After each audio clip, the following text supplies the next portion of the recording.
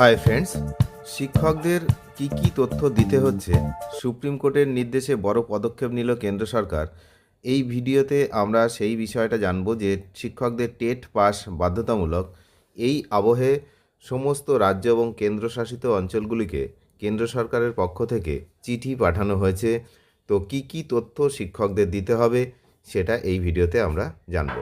Supreme কোর্টের নির্দেশের পর দেশের শিক্ষা ব্যবস্থায় বিশেষ করে শিক্ষক নিয়োগ ও যোগ্যতার মানদণ্ডে বড়সড় তৎপরতা শুরু হয়েছে।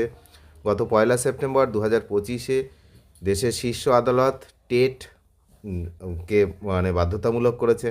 এই রায়ের পরিপ্রেক্ষিতে এবার নড়েচড়ে বসেছে কেন্দ্রীয় শিক্ষা মন্ত্রক। রাজ্যগুলোকে পাঠানো হয়েছে বিশেষ নির্দেশিকা। সেখানে শিক্ষকদের, যারা কর্মরত শিক্ষক, তাদের খুঁটিনাটি তথ্য তলব করা হয়েছে।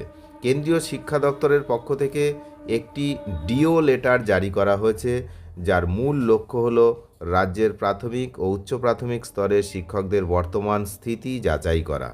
বিশেষ করে যারা টেট পাস করেছেন এবং যারা করেননি তাদের পৃথক তালিকা প্রস্তুত করার উপর জোর দেওয়া হয়েছে। কি তথ্য চেয়েছে কেন্দ্র? কেন্দ্রীয় নির্দেশিকা অনুযায়ী রাজ্য শিক্ষা দপ্তর, প্রাথমিক শিক্ষা পর্ষদ এবং স্কুল সার্ভিস কমিশনকে 3টি নির্দিষ্ট কাঠামোর মাধ্যমে তথ্য প্রদান করতে হবে। এই তথ্য সংগ্রহের প্রক্রিয়াটি মূলত 2টি ভাগে বিভক্ত।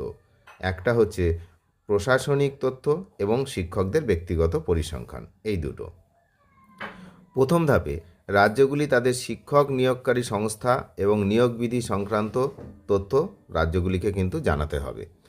তার মধ্যে প্রথম হচ্ছে প্রাথমিকে যেমন হচ্ছে প্রাথমিক শিক্ষা পর্ষদ, উচ্চ প্রাথমিকে যেমন স্কুল সার্ভিস কমিশন, শিক্ষক নিয়োগের দায়িত্বে থাকা দপ্তরের নাম, তো তাদের ঠিকানা এবং দায়িত্বপ্রাপ্ত আধিকারিকদের যোগাযোগের বিস্তারিত জানাতে হবে।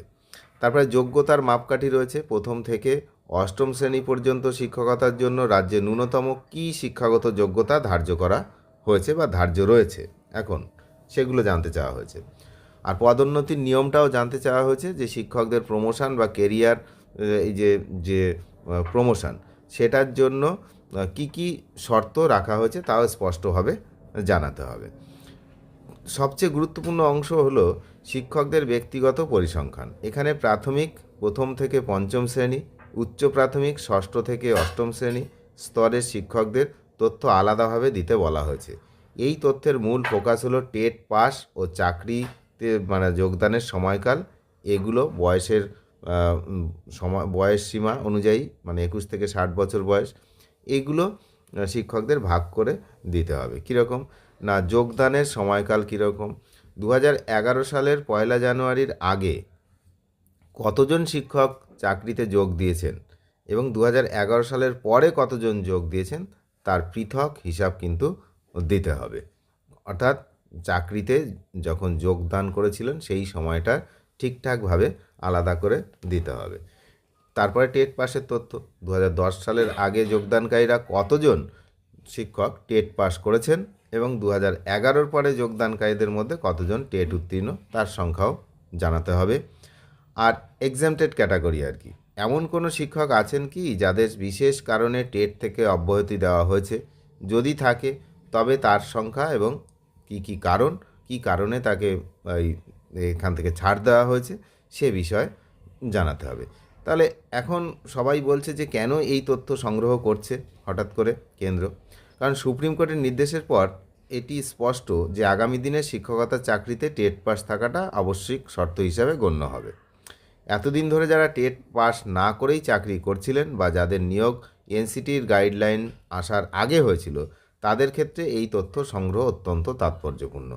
কেন্দ্রীয় সরকার এই ডেটাবেস তৈরি করে নিশ্চিত করতে চাইছে যে দেশের সমস্ত স্কুলে নিযুক্ত শিক্ষকরা নির্দিষ্ট মানদণ্ড পূরণ করছেন কিনা।